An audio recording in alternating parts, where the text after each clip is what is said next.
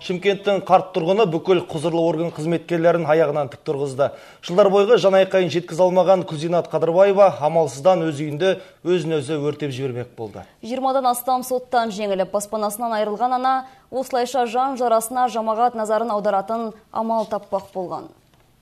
Оңтүстік Қазақстан облысының барлық тәртіп сақшылары аяғынан тік тұрды. Құтқарушылар мен прокуратура, әкімшілік қызметкерлері мен дәрігерлер Күзинат Қадырбаеваның үйінің алдында жиналды.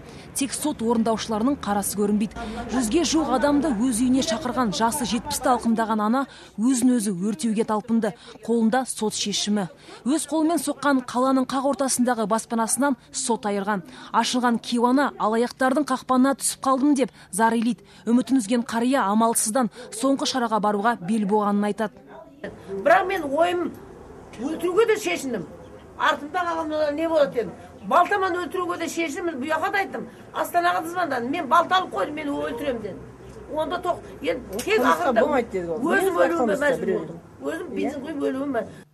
Күзинат Қадырбаева 5 жыл бұрын қаланың тура орталық көшесінің бойында орын алған үйі мен дүкенін 250 мың ақш долларына сатпақ болған. Жалғыз ұлы мүгедек. Сондықтан құжаттандыруға қария өзі басы көз болған. Кепілдемеге сатып алушы жақ алдын ала 62 мың доллар берген. Араға уақыт сала елдегі қаржы дағдарысын желеу еткендер баспанадан бас тартыпты. Үй иесі сатып алушының арбауына түсіп қалғанын сонда білгенін айтады. Өйткені мүлкі әу бастақ солардың атына аударылып кете барған екен. Әділдік іздеп 5 жыл бойы бармаған жері қалмаған қарияны бүгін жиналғандар жабылып жүріп райынан қайтарды. И что действительно в этот раз уже она достучалась уже до органов, тем более у нас в ЯКУ это сложно достучаться, что решение будет какое-то в ее пользу, что она показывает, что она не врет. Өмірімен қоштаспақ болған қария мұндай қадамға еш жерден қолдау таппағандықтан барғанын айтады. Бүгін оның үйіне онымен мұңдас бірнеше азамат жиналды. Бәрі де бір адамның алдауына түскенін айтып зар.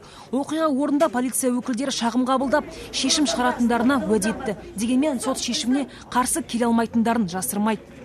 Бұл кісінің өзінің айтқан нелерін, айтқан претензияларын бәрін жазып аламыз қазір. Алдын жазған адамдар бар.